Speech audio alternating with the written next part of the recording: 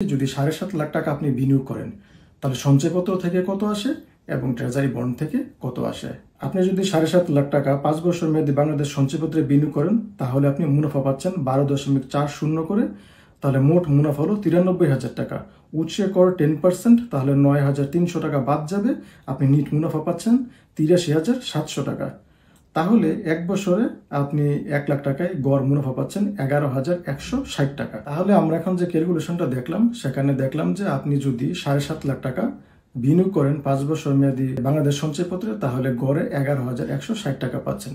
এবার চলুন আমরা দেখি যদি এই 7.5 লাখ টাকা আপনি ট্রেজারি বন্ডে বিনিয়োগ করেন 5 বছর মেয়াদী যে ট্রেজারি বন্ড আছে তাহলে আপনি গড়ে 1 লাখ টাকায় কত টাকা পাবেন। 7.5 লাখ টাকায় আপনি মুনাফা পাচ্ছেন 12.36% করে। মোট মুনাফা হলো 92,700 টাকা। উৎসে কর কর্তন 5% হিসেবে আসা 4,635 টাকা। আপনি নিট মুনাফা পাচ্ছেন 88,065 টাকা।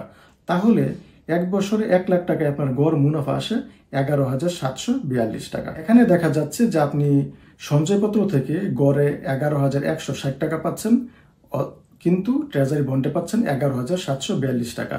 তার মানে এখানে আপনি ট্রেজারি বন্ডে আপনি যদি 7.5 লাখ টাকা বিনিয়োগ করেন তাহলে ট্রেজারি বন্ডের থেকে বেশি মুনাফা পাচ্ছেন সঞ্চয়পত্র থেকেও।